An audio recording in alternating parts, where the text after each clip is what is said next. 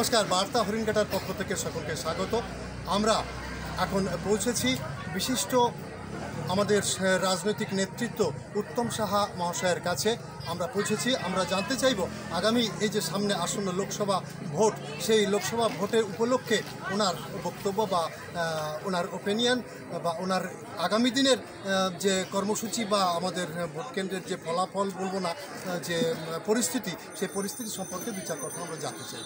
উত্তম সাহা, আগামী 20 তারিখ আমাদের লোকসভা নির্বাচনে আমাদের বনগাঁ লোকসভা কেন্দ্রের নির্বাচন।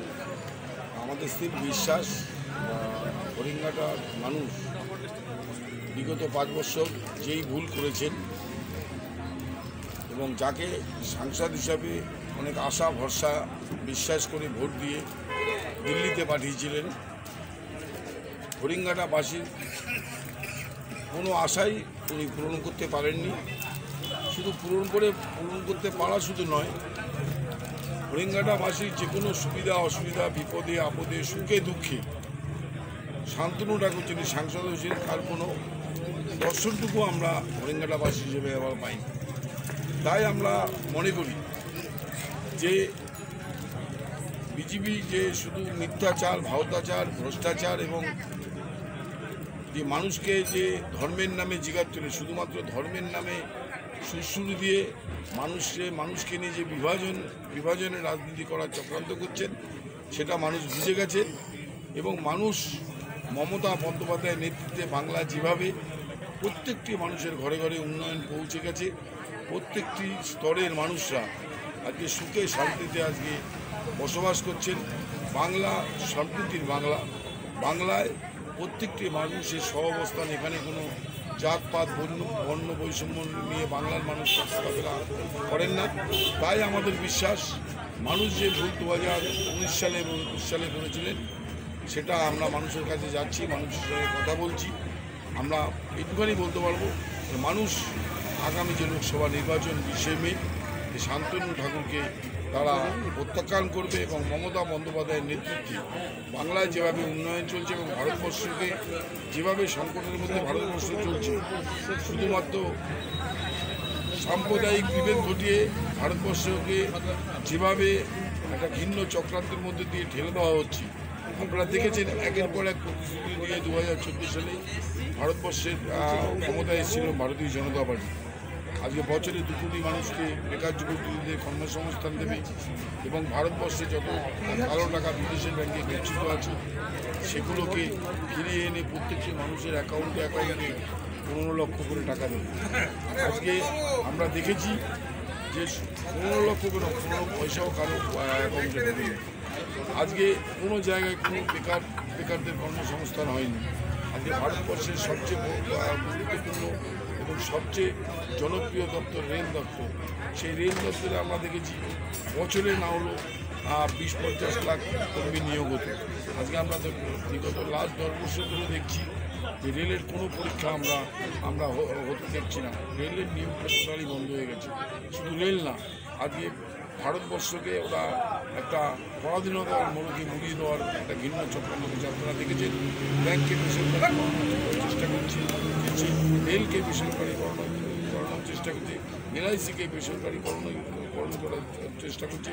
আজকে এই বিজেপি সরকারের আমলে সাধারণ মানুষরা আজকে যেভাবে জীবন জীবিকার উপরে চাপ করেছে, আজকে নিত্য প্রয়োজনীয় জিনিসের দাম আকাশচুম্বী। তাই আমাদের বিশ্বাস বাংলায় যেভাবে এই অর্থনৈতিক সংকটের মধ্যে বাংলার মানবিক মুখ্যমন্ত্রী মমতা বন্দ্যোপাধ্যায় যেভাবে মানুষের ঘরে ঘরে কন্যাশ্রী, রূপশ্রী, সবুজ সাথী, স্বাস্থ্যসাথী, খাদ্য সুরক্ষায় বিনা পয়সায় চাল এবং বিভিন্ন প্রকল্প, প্রায় 74টি প্রকল্পের মাধ্যমে বাংলার মানুষের ঘরে ঘরে উন্নয়ন পৌঁছে দিয়েছে। আপনারা জানেন যে 100 দিনের কাজ, এটা ভারতবর্ষ দীর্ঘদিন ধরে ভারতবর্ষের মধ্যে বাংলা প্রথম স্থান অধিকার করে চলে এসেছে। কিন্তু আমরা বিগত লাস্ট 2 বছর ধরে দেখছি ভারতবর্ষ বাংলাকে 100 দিনের টাকা থেকে কেন্দ্রীয় সরকার বঞ্চিত করছে। আজকে সেটা কেন্দ্রীয় সরকারের দেওয়ার কথা 100 দিনের কাজের মজুরিদের, সেই টাকা আজকে রাজ্য সরকার পরিশোধ করছে। এছাড়াও গরিব মানুষের যে ঘর দেওয়া হয়, housing for all, Bangla Awas Yojana, সেই ঘরের টাকা শুধু যে কেন্দ্রীয় সরকারের টাকা তাই না, সম পরিমাণ টাকা কেন্দ্র সরকার দেয়, সম পরিমাণ টাকা রাজ্য সরকার দেয়। যৌথভাবে এই মানুষের উপরে ছাদ দেওয়া ঘরগুলো হয়, টিন দেওয়া ঘরগুলো হয়। আজকে কেন্দ্রীয় সরকার যখন দেখছে একের পর এক নির্বাচনে বাংলা থেকে পরাজিত হচ্ছেন, প্রতিহিংসার বশত বাংলার মানুষের উপরে সেই রাগুনি বর্ষণ হচ্ছেন এবং বাংলাকে তার ন্যায্য পাওনা থেকে বঞ্চিত করছেন। অথচ হাজার হাজার কোটি টাকা জিএসটি নামক ট্যাক্সের মাধ্যমে আমাদের রাজ্য থেকে উঠিয়ে কেন্দ্র সরকার নিয়ে যাচ্ছে। আমরা আমাদের ন্যায্য হকের টাকা ওরা তাই আমাদের বিশ্বাস আগামী 20শে মে যে লোকসভা নির্বাচন শুধুমাত্র মমতা বন্দ্যোপাধ্যায়ের উন্নয়ন এবং বাংলার যে সাম্প্রদায়িক সম্প্রীতি, বাংলার মানুষের যে ভ্রাতৃত্ব, বাংলার যে উন্নয়ন, বাংলার সহযোগিতা, সেগুলোর কথা চিন্তা করে বাংলার সর্বস্তরের মানুষ বিজেপিকে আজকে প্রত্যাখ্যান করবে। যে ভুল 19 সালে করেছিল সে ভুলের পুনরাবৃত্তি বাংলার মানুষ করবে না, এটা আমরা আমাদের সব কথা বলেই বুঝতে পারছি। তাই আমাদের স্থির বিশ্বাস আমাদের বনগাঁ লোকসভা কেন্দ্র থেকে আমাদের প্রার্থী অত্যন্ত ভালো মানুষ, একদম তৃণমূল স্তর থেকে যার রাজনীতিতে আত্মপ্রকাশ।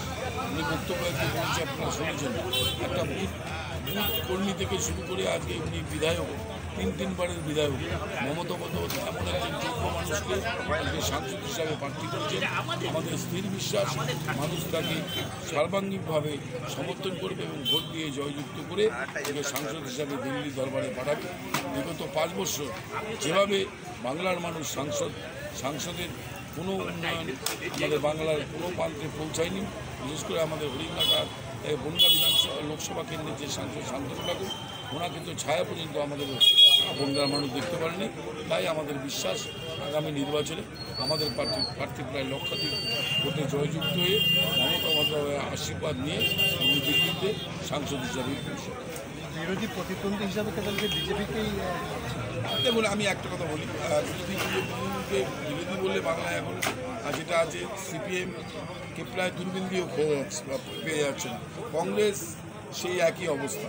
আজকে যারা এক টাইমে নিজেরা বড় বামপন্থী বলতো, বড় মুখে ভাষণ দিতেন বামপন্থী, এবং বিজেপির সঙ্গে যাদের নীতির কোনো জায়গাতেই মিল হয় না, সেই বামপন্থী মানুষ আজকে বিজেপির নাম লিখেছেন। তাই আগে যারা ছিল বাম, এখন হয়েছে সব রাম।